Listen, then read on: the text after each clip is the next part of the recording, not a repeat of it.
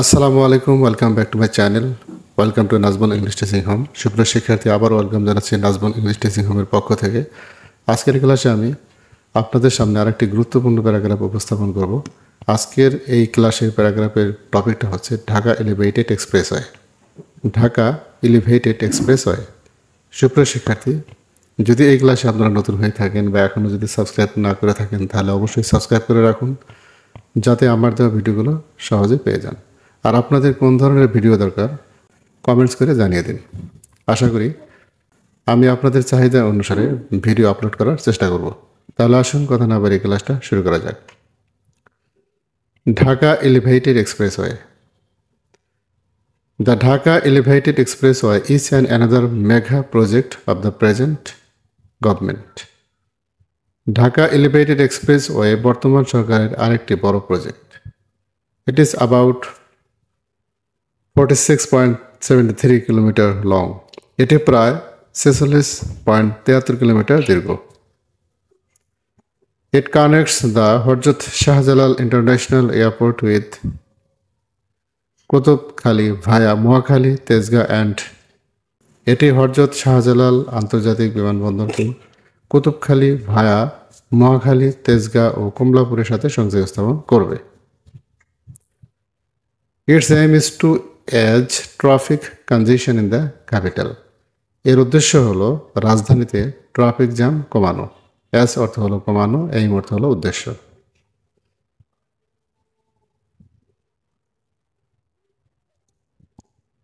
The first section of the expressway from the airport to Farmgate. বিমানবন্দর থেকে ফার্মগেট পর্যন্ত এক্সপ্রেসওয়ের প্রথম section was opened to traffic on September 2, 2023. 2023 সালের 2 September গাড়ি চলাচলের মাধ্যমে উদ্বোধন করে।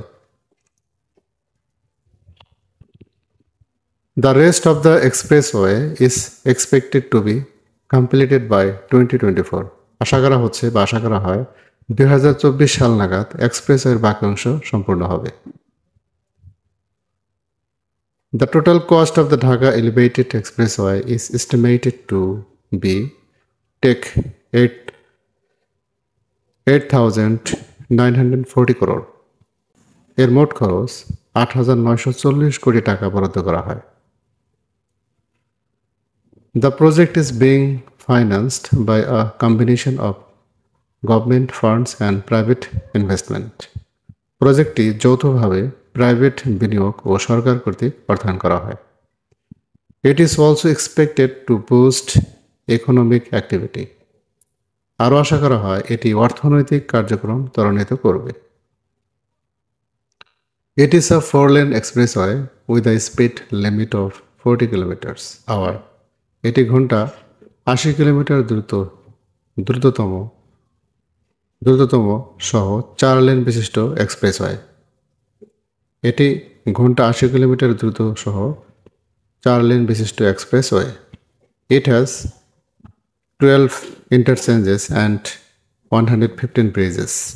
এর 12টি ইন্টারচেঞ্জ সহ 115টি সেতু রয়েছে। It is equipped with a modern traffic management system. এটি আধুনিক ট্রাফিক ব্যবস্থাপনায় সুসজ্জিত। Equipped অর্থ হলো সুসজ্জিত। The toll for using the expressway will be charged based on the distance traveled. দ্রুততম ভ্রমণের উপর ভিত্তি করে টোল নির্ধারিত হবে, অর্থাৎ কত দূরে যাবে গাড়িটি সেই অনুসারে টোলটা নির্ধারণ করা হবে। The construction of the expressway has created jobs for thousands of people.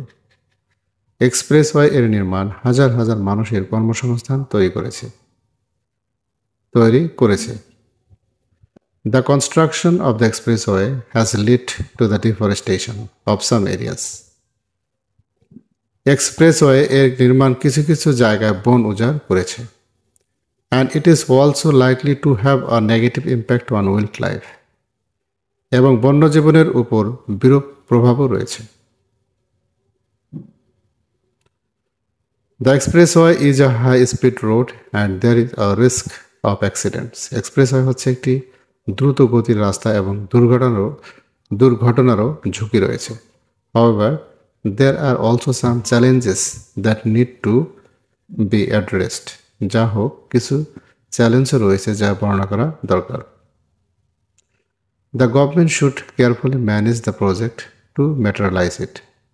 প্রজেক্টটি বাস্তবায়ন করতে সরকারের খুব সতর্কভাবে এটি ম্যানেজ করা উচিত। সুপ্রিয় শিক্ষার্থী, যদি এই ক্লাসে আপনাদের ভালো লেগে থাকে তাহলে অবশ্যই লাইক কমেন্ট শেয়ার করবেন, আমার এই চ্যানেলটি সাবস্ক্রাইব করবেন। আর যদি ইতিমধ্যে সাবস্ক্রাইব করে থাকেন তাহলে জন্য আপনাদের অনেক অনেক ধন্যবাদ। আসসালামু আলাইকুম।